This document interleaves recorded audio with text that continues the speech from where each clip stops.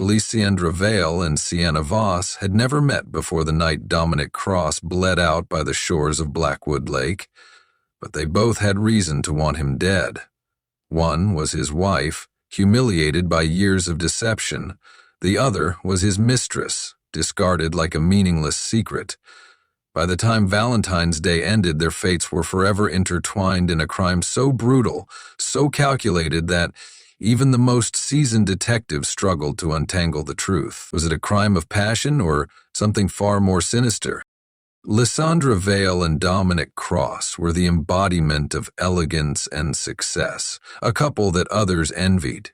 Their love story was the kind that belonged in glossy magazines, glamorous, refined, and seemingly unbreakable. They had built a life of comfort and prestige in Blackwood, a quiet town known for its lakeside charm and picturesque streets. Their home, a modern glass-fronted estate overlooking Blackwood Lake, was a testament to their wealth and refined taste. Lysandra, the owner of a prestigious art gallery, had an eye for beauty, and Dominic, a former prosecutor turned high-profile defense attorney, had a mind as sharp as a blade. Together, they were a power couple, exuding perfection in every way. But perfection is often an illusion. Beneath the surface of their fairy tale life, something dark had been festering. In the months leading up to Valentine's Day, subtle cracks had started to form, almost invisible to outsiders, but undeniable to those who paid attention. The warmth that once filled their home had grown cold. The affection that once came effortlessly now seemed forced. Small arguments had turned into tense silences, and tense silences had given way to explosive fights behind closed doors. Their neighbors, accustomed to seeing them at dinner parties and charity galas, noticed their absence at social gatherings. When they did make an appearance, something about them seemed off. Lysandra's once radiant smile didn't quite reach her eyes, and Dominic, always charismatic, seemed preoccupied, distracted. Those who knew them best whispered theories behind their backs. Perhaps the pressures of their careers had taken a toll on their marriage. Perhaps Dominic's notorious courtroom battles had followed him home. Or perhaps there was something more sinister, something neither of them dared to speak about. Still, for all their troubles, the couple maintained appearances. Valentine's Day had always been special for them, a tradition that remained untouched despite the turmoil in their marriage. Every year, Dominic would surprise Lysandra with an extravagant gift, a diamond necklace, a weekend trip to Paris, a limited edition painting from her favorite artist. In return, Lysandra, an artist herself, would paint something for him, a deeply personal gesture that symbolized the love they had built over the years. This year was no different. On the morning of February 14th, Dominic was seen at a high-end boutique in town picking out a gift. That afternoon, Lysandra was spotted at her gallery, finishing a painting in her private studio. Despite the tension that had defined the past few months, everything appeared normal. But normal is often a facade, and no one knew that this Valentine's Day would end in bloodshed. As the evening approached, the couple's home was bathed in warm candlelight. A table was set for two, adorned with roses, wine, and a carefully prepared meal.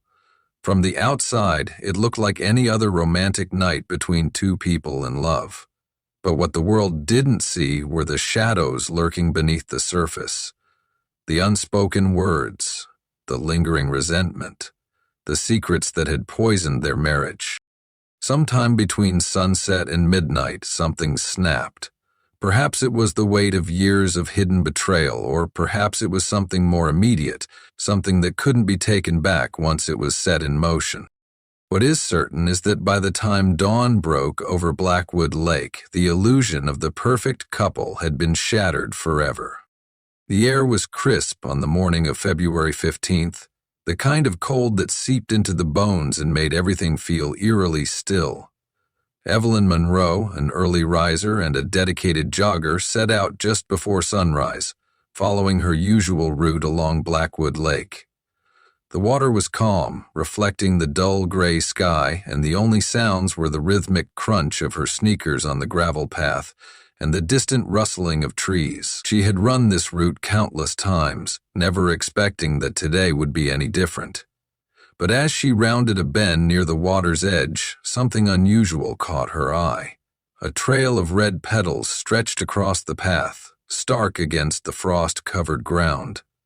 At first, she thought they had blown in from someone's garden, perhaps part of a forgotten Valentine's bouquet. But as she followed them with her gaze, her breath caught in her throat.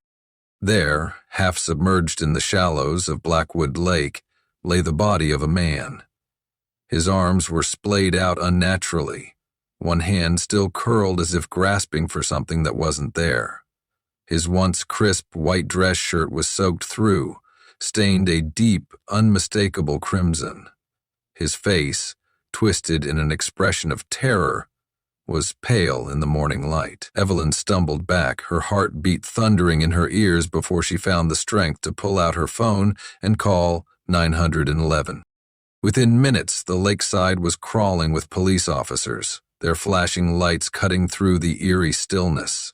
Detective Grayson Holt arrived shortly after, stepping out of his car with the controlled urgency of a man who had seen far too many crime scenes in his career. He approached the body with careful steps, his sharp eyes scanning the details. The victim's tailored suit, the expensive watch on his wrist, the deep stab wounds that had soaked his clothes in blood. The watch had stopped at exactly 11:42 p.m., likely marking the moment life had left his body. But something was missing. The victim's left hand was bare. His wedding ring, something most men rarely removed, was gone. As the forensic team worked, a sergeant approached Holt, a grim expression tightening his face. They had identified the victim. It was Dominic Cross, prominent defense attorney, husband to Lysandra Vale, a man whose reputation carried weight both inside and outside the courtroom. And now, a man whose life had been brutally cut short. Back at the Cross residence, investigators found the front door ajar, as if someone had left in a hurry or entered without force. Inside, the scene was unsettling. The dining table was still set for two, a half-eaten meal resting on fine china. A wine glass lay shattered on the floor, deep red liquid splattered across the pristine white rug. A bouquet of roses stood on the table, their delicate petals now stained with small flecks of blood. Next to them, a Valentine's card remained untouched, its message haunting in hindsight. Forever yours, Lysandra. As crime scene technicians combed through the house, a sense of unease settled over them. There were no signs of forced entry, no indication of a robbery. The violence of the attack suggested passion, anger, something deeply personal. Someone hadn't just wanted Dominic dead, they had wanted him to suffer. By midday, Lysandra was located at her gallery, pacing in her private studio, a phone clutched tightly in her manicured hand. When detectives informed her of her husband's murder, her reaction was peculiar. She gasped, her eyes widening in horror. But something about her demeanor felt off. Her voice trembled as she claimed Dominic had gone out for a late-night walk and never returned. She said she had waited up for him, growing more anxious as the hours passed, but eventually exhaustion overtook her. By the time she awoke, he was gone. Detective Holt watched her carefully, noting every shift in her expression, every hesitation in her words. He had seen this before. The shock, the grief, the well-rehearsed denials. Whether Lysandra Vale was a grieving widow or a masterful liar, he wasn't sure yet. But one thing was certain. Someone had wanted Dominic Cross dead, and this was only the beginning. Lysandra Vale sat in the dimly lit interrogation room at the Blackwood Police Department, her hands folded neatly in her lap. The cool metal of the chair pressed against her back, but she barely seemed to notice. Her expression was composed, her breathing steady, though her eyes flickered with something unreadable. Grief. Fear. or something else entirely. Detective Grayson Holt observed her from across the table, taking in every detail. He had seen many faces of mourning before, some genuine, others carefully constructed facades. Lysandra's reaction to her husband's murder was unsettling, not because she was hysterical, but because she wasn't. She told her story simply. Dominic had left the house around 10:30 p.m. for his usual late-night walk. She had stayed behind, sipping wine, waiting for him to return. But he never did. When she awoke the next morning and found his side of the bed still untouched, she panicked. She tried calling him. No answer. And then the police arrived with the news that shattered her world. But the story had gaps, and Holt knew it. Lysandra had no explanation for why she hadn't called the police herself, no reasonable excuse for why she had waited until they showed up at her gallery before acting concerned. She had no alibi, no clear recollection of what time she went to bed. There were no signs of forced entry at the house, no stolen valuables, and nothing missing except Dominic's wedding ring. This wasn't a robbery, this was personal. Then there was the surveillance footage. At exactly 11:30 p.m., a nearby gas station's security camera had picked up a car near Blackwood Lake. It was a sleek black sedan identical to the one Lysandra owned. The license plate was unreadable in the grainy footage, but the shape, the model, even the way it moved, it was a match. Holt and his team had also spoken to a couple who lived near the lake. They had been awakened by distant shouting sometime before midnight, the voices sharp and heated. A woman. A man. The argument had lasted only a few minutes before the night swallowed the sounds again. Then there was the journal. While searching the Cross residence, officers had uncovered a leather-bound notebook tucked away in Lysandra's closet, buried beneath old shoeboxes. The pages told a story far different from the picture-perfect marriage the couple had presented to the world. Lysandra had written about feeling trapped, about anger simmering beneath the surface.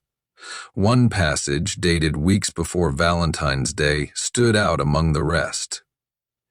He thinks I don't know. He thinks he's clever, but I see everything. I always have, and soon he will too. The forensic report only made things worse. The crime scene team had found a dress in Lysandra's laundry hamper, carefully hidden beneath layers of clothing. A deep red stain along the hem tested positive for blood. And it wasn't just any blood, it was Dominic's.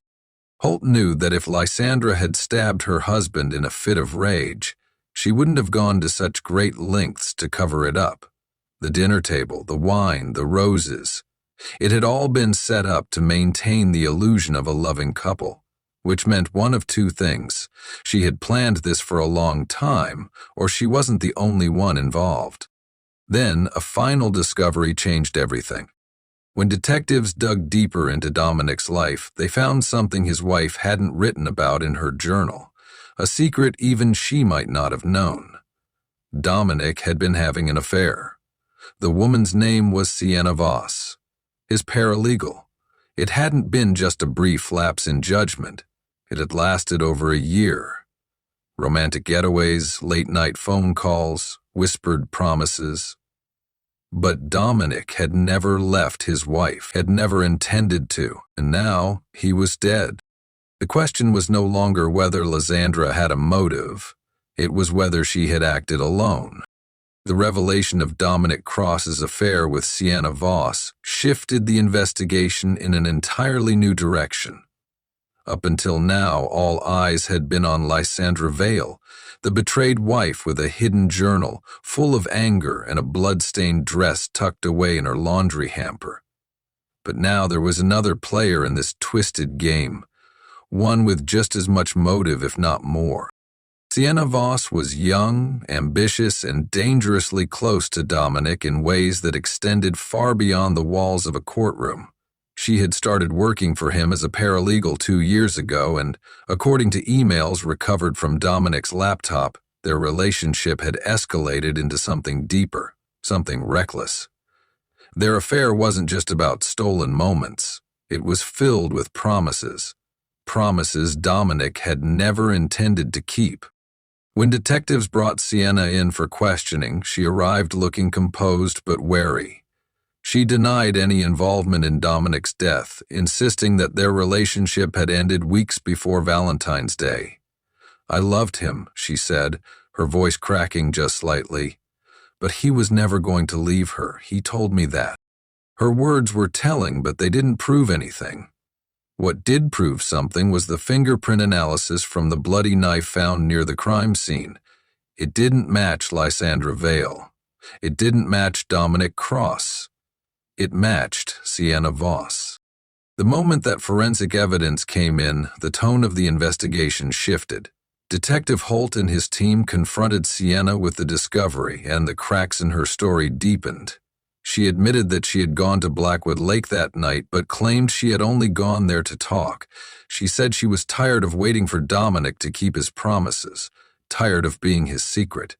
But when she arrived, she wasn't alone. Lysandra was already there. This was the moment the case became tangled in a web of accusations. Sienna claimed that Lysandra had lured Dominic to the lake under false pretenses. She painted a picture of an enraged wife, a woman scorned beyond reason, holding a knife in her trembling hands. She described how Dominic had begged, how he had tried to explain, but Lysandra was too far gone. Sienna said she had tried to stop her, had even fought for the weapon, but by the time she wrestled it away, Dominic was already bleeding out. Panicked, she fled, not realizing she had left the murder weapon behind. But Lysandra had a different version of events. When confronted with the evidence, Lysandra finally admitted that she had gone to the lake that night, but not to kill Dominic. She said she had followed him there after discovering the truth about his affair. She wanted answers, wanted to hear the words from his own mouth. But when she arrived, Sienna was already there, screaming at him. The two women had faced each other for the first time, both full of rage and heartbreak. Then Sienna had pulled a knife. Lysandra insisted she had tried to stop her, had even struggled to push her away. But the damage had already been done. When Dominic collapsed, gasping for air, she had panicked and run. Now, the case had two suspects, two versions of the same story, and only one killer. Holt studied the evidence carefully, knowing one of them was lying, or maybe both of them were. The autopsy revealed something critical. The stab wounds on Dominic's body suggested two different angles of attack. The first set of wounds had been shallow, hesitant, as if inflicted by someone caught between rage and fear. The second set had been deeper, more precise, delivered by someone with a clear, deadly intent. Two different attack patterns, two different killers. The truth was far darker than anyone had imagined. As the investigation reached its climax, the evidence painted a picture of betrayal, rage, and premeditated violence. Detective Grayson Holt knew the truth was buried somewhere between Lysandra Vale's controlled grief and Sienna Voss's trembling denials.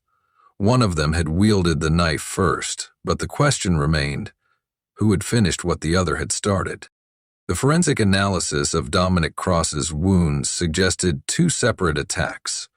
The initial wounds, shallow and imprecise, were hesitant, as if inflicted in a moment of emotional turmoil. The final, fatal wounds, however, were deliberate, powerful, inflicted by someone who had already crossed the line and decided to see it through to the end.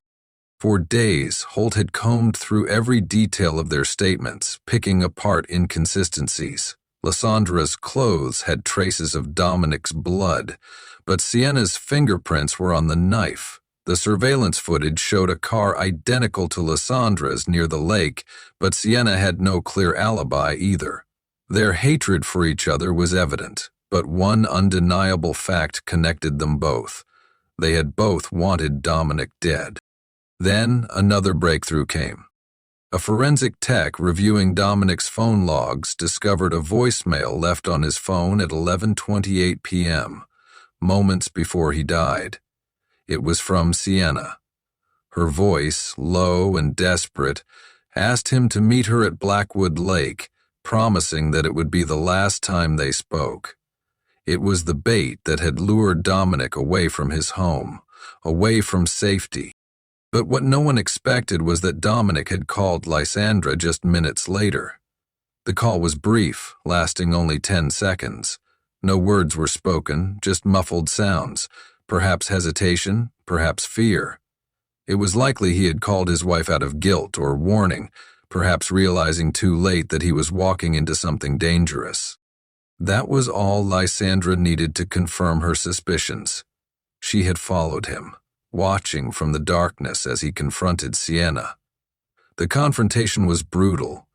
Sienna was furious, her emotions boiling over into rage. Dominic, a man who had spent his career twisting words to his advantage, tried to talk his way out of it. But Sienna was beyond reason. She attacked first. The shallow wounds on Dominic's body matched Sienna's panicked, untrained assault. But Dominic, despite being injured, had fought back, pushing her off, trying to flee. That was when Lysandra made her choice. She had come there seeking closure, seeking the truth. Instead, she had found an opportunity. Lysandra had picked up the knife Sienna had dropped, her mind clearing as her heartbeat steadied. The years of lies, the humiliation, the betrayal, this was her moment of reckoning. She stepped forward and delivered the fatal blows, ensuring that Dominic would never hurt her again. Sienna, drenched in his blood, stood in shock. Lysandra had looked at her, a silent agreement passing between them. They were both guilty now, they were both complicit. And in that unspoken pact, Sienna had understood, if she spoke a word, Lysandra would make sure she suffered the same fate. But silence doesn't last forever. Faced with the overwhelming evidence, Sienna finally broke down under pressure, confessing everything. Lysandra, ever the master of control, sat motionless as she listened to Sienna's words seal their fates. When officers came to arrest her, she simply exhaled, as if she had been holding her breath all along. In the end, both women were convicted. Sienna for initiating the attack, Lysandra for finishing it. A crime of passion turned into a crime of calculation. Valentine's Day had once been a symbol of love for Lysandra Vale and Dominic Cross, but in the end, it became the night where love bled into vengeance, where betrayal turned into murder. And as the town of Blackwood whispered about the perfect couple's tragic fall, one thing remained certain. Blackwood Lake would never forget the bloody Valentine.